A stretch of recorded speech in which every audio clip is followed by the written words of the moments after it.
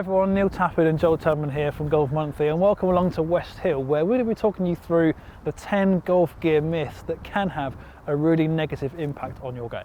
Yeah, I think these are all theories that people have about why certain equipment might be right for them, but actually those theories are based on misconceptions that sometimes are wrong, and they can sometimes lead to you buying things that aren't quite right for you.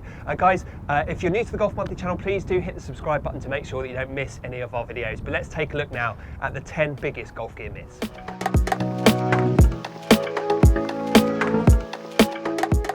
Okay, so the first myth we are going to look at is that higher handicappers should always go for more forgiving golf clubs. Now, there are lots of different reasons why you might play off the handicap you play off. It might be that you're a higher handicapper not because your ball striking isn't consistent, but actually because your short game is letting you down. It might well be that you're a higher handicapper who's looking for a new set of irons. If you automatically go for irons that are aimed at higher handicappers, those irons might well have offset built into them, but if your consistent miss is left, that offset isn't going to do you any favours. So it's just about nuance. There's a bit more to it than just thinking that just because you're a higher handicapper you should go for a certain set of golf clubs. Think about your own game, think about where you're throwing away shots. That's more helpful than just thinking I play off a certain handicap, therefore I should go for a certain set of golf clubs.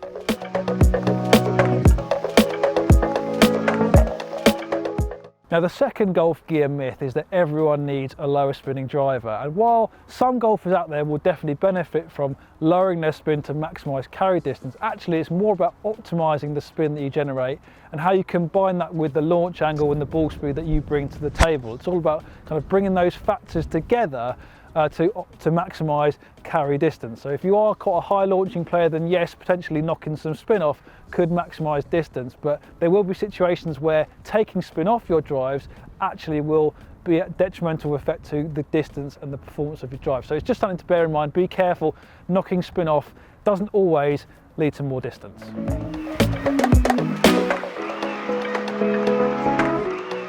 The next myth is, and it's something that we get a lot of comments about on our videos, is that the shaft is the most important part of the club. Now, of course, it really is very important, but it's just one piece of the jigsaw. So take a driver fitting, for example. The fitter will have a whole host of different options available to them, so that different shafts, of course, but then you've got lie angles, you've got lofts, you've got different weight settings in the head, and they all make a difference to the performance of the driver. So just laying it all on the door of the shaft and saying that it's really important to get the right shaft for you. Yes, it is, but you also need to get all the factors right in the heads to make sure that you walk away with the clubs that are right for you.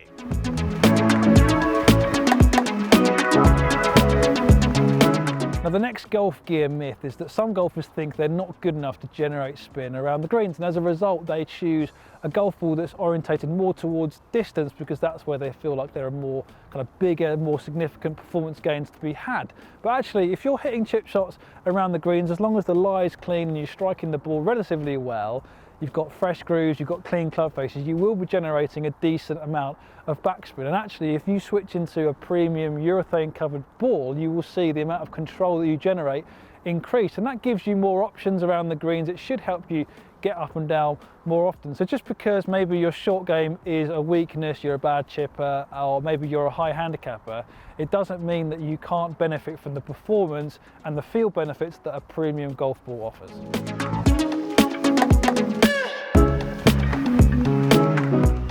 The next one on our list is that draw bias drivers are for higher handicappers. Now, that's not the case.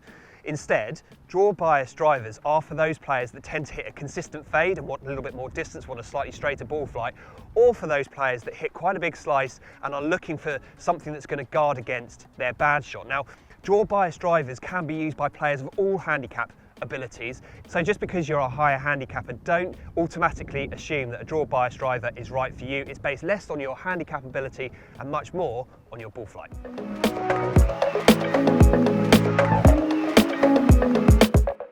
So the next golf gear myth on our list is that every golfer needs a gap wedge, and actually in truth every golfer needs even loft gaps between each of their wedges, and a lot of it comes down to what loft your pitching wedge is. You can find it out online. If your pitching wedge is quite strong in loft, the chances are you probably will need a gap wedge to plug that gap in between your pitching wedge and your sand wedge.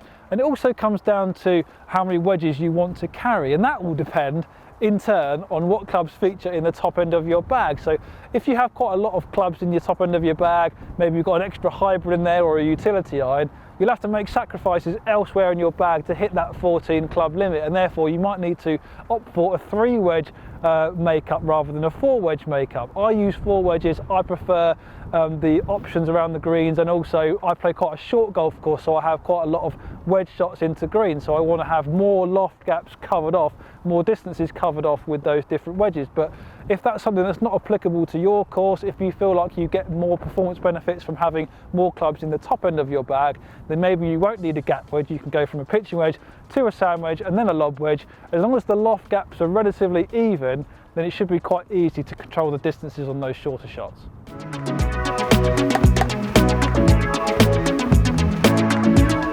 The next myth is that some golfers think they're not good enough to get custom fitted, and there's a couple of elements to this. The first is that any fitting involves a series of static measurements, so those things that are going to enable you to find the right shaft lengths, the right lie angles for your game, and the right thickness of grips. They will all make a difference, and they will help you find the middle of the club face that little bit more often.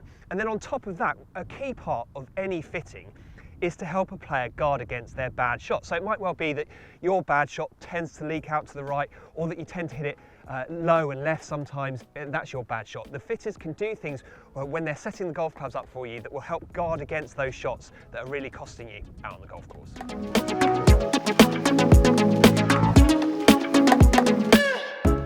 Now, the next golf gear myth on our list is that graphite shafted irons are only for slower swingers, and I would 100% argue that case, because I've done some testing here at West Hill with Yonex testing their new irons with graphite shaft, and I was actually blown away by the performance was on offer. Yes, it does feel a bit lighter and it takes some getting used to, and yes, they do launch the ball a little bit higher than steel, but the dispersion was really tight. It didn't feel whippy at all, and if you get the right spec for you in terms of that flex profile, I think you'd actually really benefit from or really enjoy the feel of the performance on offer. And the fact that they are a lot lighter means less effort is required, they feel a lot smoother, and you might even be able to practice for a little bit more. So if you're a bit of a range rat, you like to hit a lot of balls, potentially graphite shafts could unlock a little bit of extra time for you to do that. And you know, from what I've seen, there really isn't a sacrifice in performance if you go for a custom fitting. So definitely don't discount graphite if you're looking to upgrade your irons.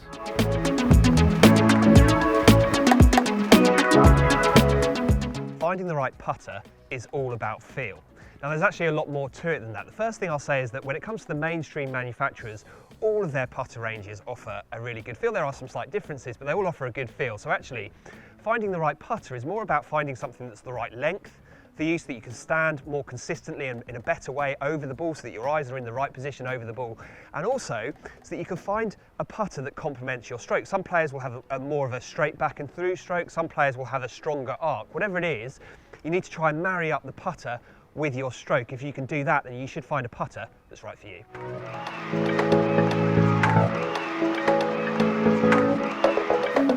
So the final golf gear myth is that tour pros are using completely different equipment to what us amateurs are using, and actually in reality the equipment that both of us are using is very similar.